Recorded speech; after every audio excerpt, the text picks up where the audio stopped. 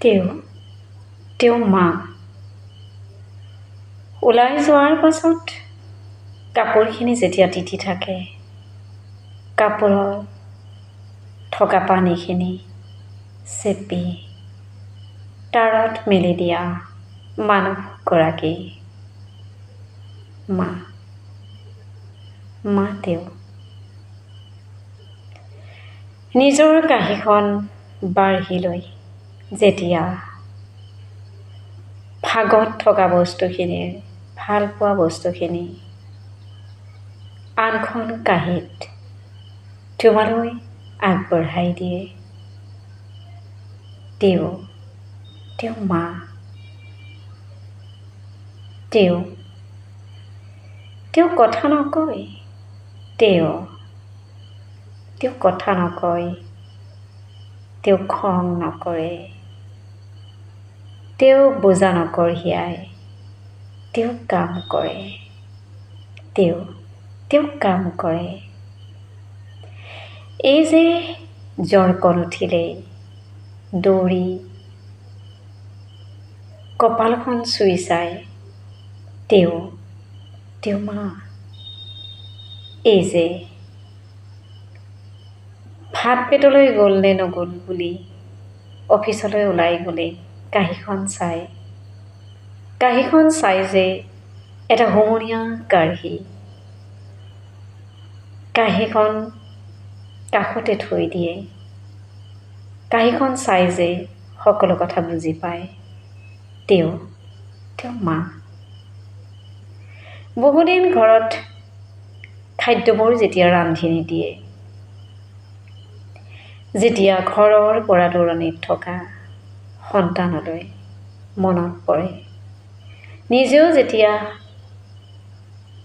ঘৰত থকা উভৈনদী খাদ্যবোৰ খাবলৈ এৰে, তেওঁ মা। ভাগৰি আহি বিচনাত পৰিলে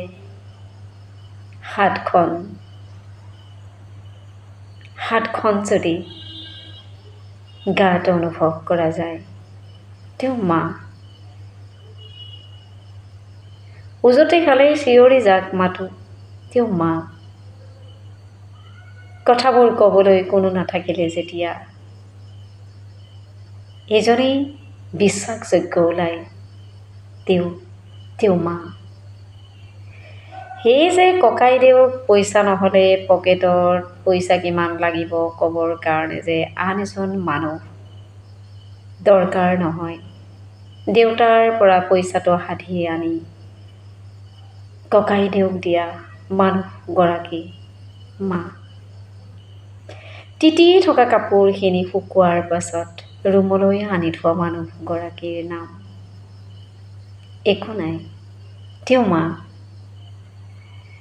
ৰান্ধি আগলৈ আগবঢ়াই দি ভাগৰ লাগিলেও ভাতখিনি নোখোৱা, তুমি খালেহে খাব বুলি ৰৈ থকা মানুহগৰাকী মা। গামোচা এখন থুটমোচ খালে সুটমোচ খোৱা গামোচাখন ক'ত থ'ব, ক'ত মেলিব এই ভবা তোমা।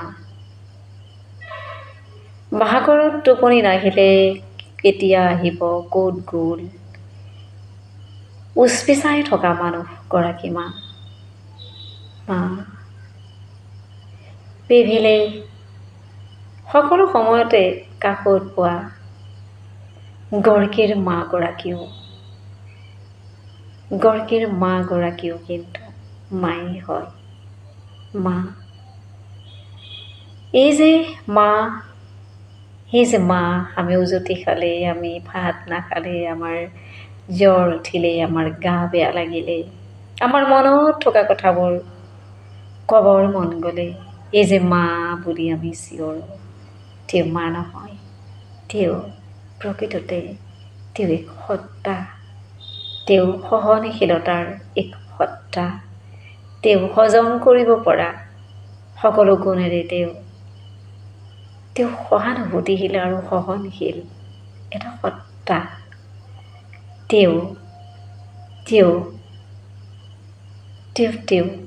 কিন্তু তেওঁ নহয়, তেওঁ মা, তেওঁ মা। মাৰ বাবে একো ক'ব নোৱাৰি। মাৰ বাবে বুজিব পাৰি। মা থাকিলেই বুজিব পাৰি। মা নাথাকিলেও বুজিব পাৰি। নিজৰে দৃষ্টিত পৃথিৱীখন সলনি কৰি পেলাব পৰা মানুহগৰাকীৰ নাম মা। ৰাতি এন্ধাৰতো ভয় লাগিলে যাৰ নাম ল'ব পাৰি। ৰাতিৰ এন্ধাৰতো ভয় আঁতৰাব পৰা মানুহগৰাকী মা। মা,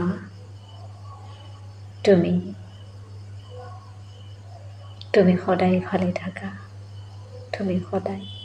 তুমি সদায় ভালে থাকা। মা, তুমি সদায় ভালে থাকা। হয় মা, কাৰণ